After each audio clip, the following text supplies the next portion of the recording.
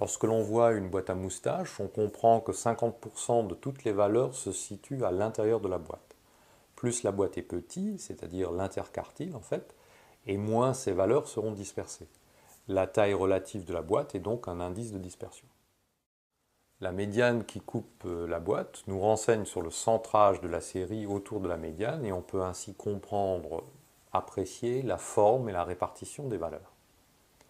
La longueur des moustaches ou la position des points fuyards renseigne sur la dispersion des 50% des valeurs restantes qui sont réparties dans le quart inférieur et le quart supérieur de la série.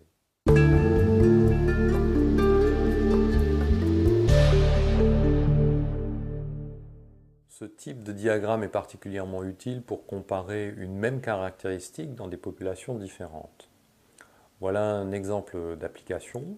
Notre entreprise se fournit auprès de 4 fournisseurs qui sont Armand, Berthaud, Charles et Débile. Les échantillons sont prélevés sur les livraisons de chacun d'eux et nous allons les comparer. Vous voyez que la représentation en courbe est compliquée à exploiter, elle n'est pas réellement utile que si l'on souhaite comparer une évolution du paramètre d'un prélèvement à un autre ou le comportement de ce paramètre au fil du temps. Les histogrammes en 3 dimensions conviennent mieux à notre besoin mais restent difficiles à lire même si on fait pivoter le graphique.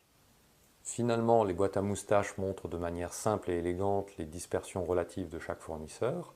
Armand et Berthaud présentent des dispersions similaires, Charles est un peu plus dispersé, tandis que les échantillons de Débile sont non seulement très dispersés, mais également décalés par rapport à ceux de ses confrères.